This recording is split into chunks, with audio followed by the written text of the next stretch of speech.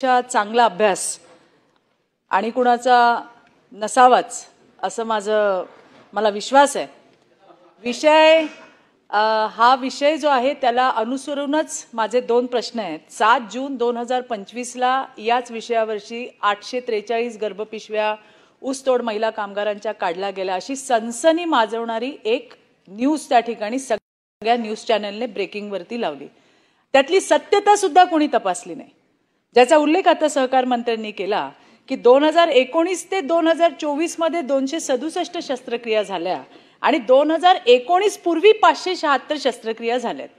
बरं, त्या विविध कारणांनी झाल्या आहेत। बीड मध्ये तर सीएसच्या सिव्हिल सर्जन साहेब आहेत, त्यांच्या परमिशन शिवाय या हिस्टेरेक्टॉमीच्या शस्त्रक्रिया होऊ शकत नाही, हे बंधनकारक आहे।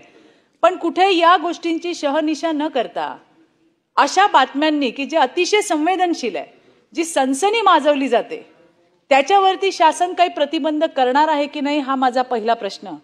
दुसरा माझा प्रश्न आहे की ज्या पद्धतीने बीडमध्ये सिव्हिल सर्जन यांच्या परमिशन शिवाय, परवानगी शिवाय हिस्टेरेक्टॉमीची ऑपरेशन्स होऊ शकत नाही। सभापती महोदय, मला हे तुम्हाला सांगायचं आहे की जर बीडमध्ये होत नाही तर तुळजापूरला जातात, सोलापूरला जातात।